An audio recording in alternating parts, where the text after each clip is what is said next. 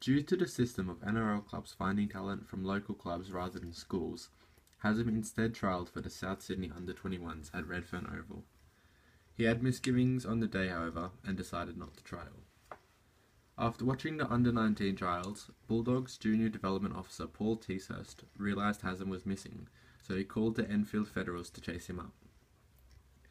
After being told that Hazem had no idea the trials were on, Teashurst promised he'd add Hazem to the train-on squad to give him a chance. This was a great show of initiative from Paul Teashurst, and it showed they valued their youth programs.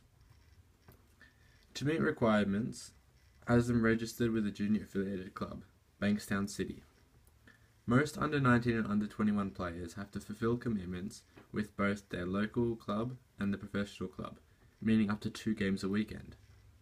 Hazem was given an exception to this rule, as he was considered such a valuable asset, and he only had to train with the Bankstown City team, so he could focus his efforts on the under-19 squad.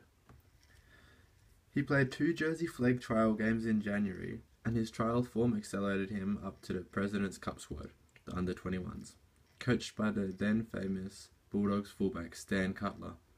Cutler showed a particular interest in Masri and encouraged him to continue his rugby league career, as you could see him playing first grade. After just a few under-21 games, Hazem Masri was offered a contract with the Bulldogs and signed a 2-year deal. He went on to play exclusively for the Bulldogs during his 14-year career, establishing himself as one of the best wingers to ever play the game. Here's a timeline of his career.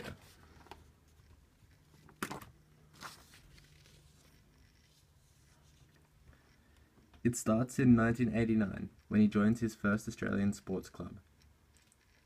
In 1994, he starts playing rugby league for his school and the local club.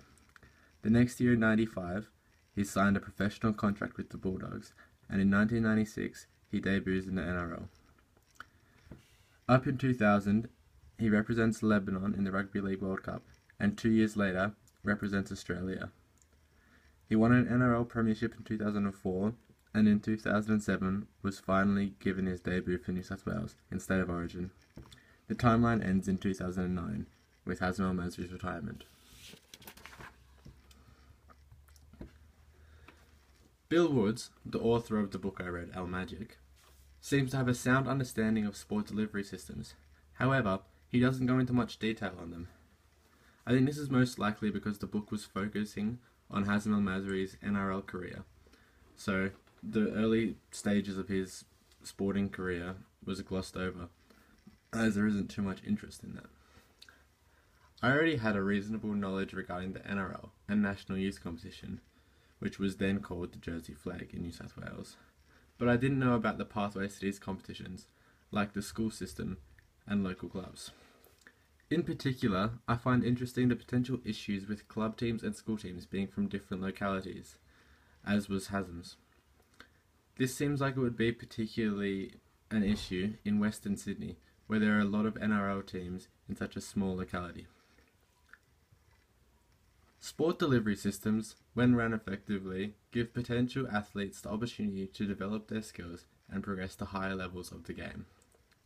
Hazem Masri provides a perfect example of successful sport delivery systems. He accelerated through the systems so quickly, as at each level he was nurtured to bring out his best.